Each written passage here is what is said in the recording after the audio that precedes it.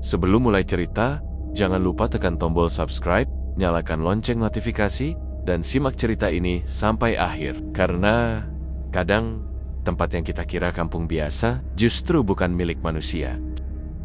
Namaku Rudi, aku baru saja pindah bersama istri dan anakku ke sebuah kampung di pelosok Jawa Timur bernama Kampung Karangsari. Kami pindah karena pekerjaan. Aku baru diterima menjadi guru honorer di SD yang ada di sana. Kampung itu sangat tenang, bahkan terlalu tenang. Rumah-rumahnya kuno, jalannya sempit dan berbatu. Waktu pertama kali masuk kampung, aku sempat bertanya pada supir truk pengangkut barang kami, "Mas, kampung ini sepi ya?" Supir itu hanya tersenyum kaku.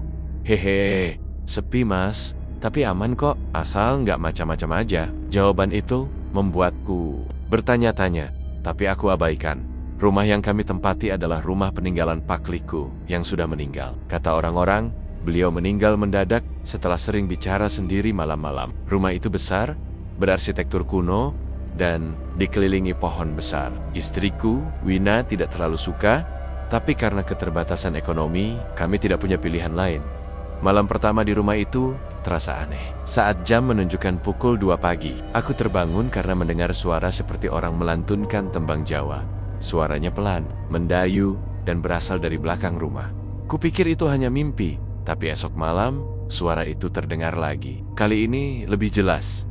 Wina juga mendengarnya. "Mas, itu suara siapa?" bisiknya sambil menggenggam tanganku erat. Aku tak menjawab. Aku hanya menggenggam tangannya kembali, menenangkan. Pagi harinya, aku tanya pada tetangga sebelah, "Mbah Sarmin, itu biasa. Mas Rudi, orang sini sudah pada tahu. Tapi bukan manusia yang nyanyi loh." "Maksudnya?" tanyaku bingung. Sudah lama kampung Karangsari ini dipercaya berdampingan dengan dunia lain. Banyak jin yang tinggal di sekitar sini. Apalagi rumah mas itu letaknya di simpang 3 arah Sendang. Itu tempat perlintasan mereka. Aku mulai merasa semakin aneh.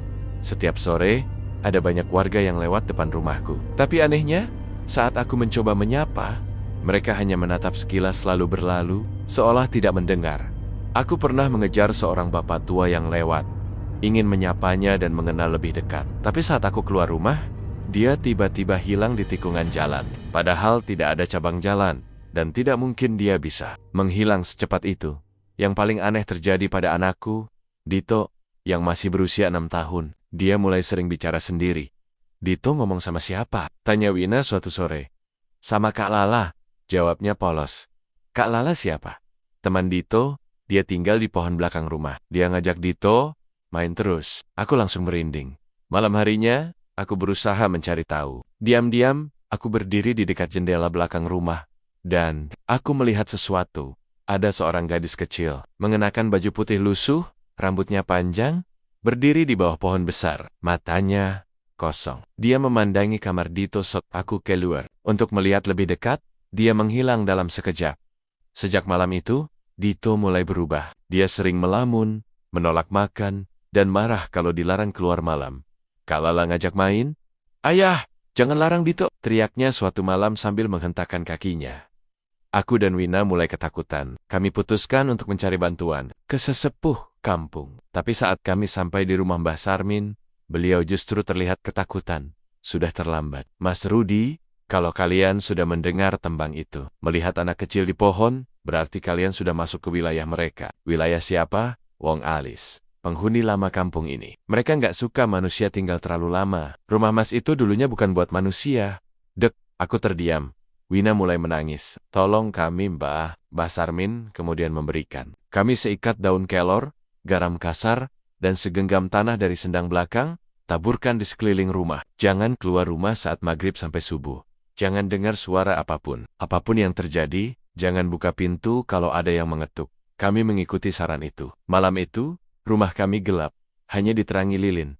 Jam 1 malam, terdengar suara langkah kaki di teras. "Tok, tok, tok, ayah, buka pintunya. Ini Kak Lala." Itu suara anak kecil. Dito langsung berdiri dan berlari ke arah pintu. Aku menahannya sekuat tenaga. "Buka!" Suara itu berubah jadi geraman berat. Dinding rumah bergetar. Wina menangis. Aku membaca ayat-ayat suci sekuat-kuatnya. Tiba-tiba, semua suara hilang. Saat subuh tiba, kami keluar rumah. Tapi yang kami lihat justru membuat darah kami membeku. Kampung Karangsari kosong. Tidak ada satupun rumah yang terlihat seperti kemarin. Rumah-rumah berubah jadi bangunan kayu tua yang rapuh dan gelap. Jalanan dipenuhi kabut, pohon-pohon besar tampak menunduk seolah mengawasi kami. Kami kembali ke rumah, tapi rumah kami juga berubah. Warnanya kusam, lumut di mana-mana, seperti sudah ditinggalkan puluhan tahun. Kami panik, kami keluar kampung, berjalan sejauh mungkin, mencari jalan raya, tapi tak ada akhir. Kampung Karangsari kini seperti lingkaran. Kemanapun kami berjalan, kami kembali ke tempat semula. Sudah 3 minggu kami terjebak di sini. Tidak ada sinyal, tidak ada kendaraan, hanya kabut, suara tembang, dan Dito yang semakin hari semakin tidak mirip manusia. Kadang, dia tersenyum sambil menatapku dan berkata, "Ya, Kak Lala bilang, kalian juga akan tinggal di sini selamanya."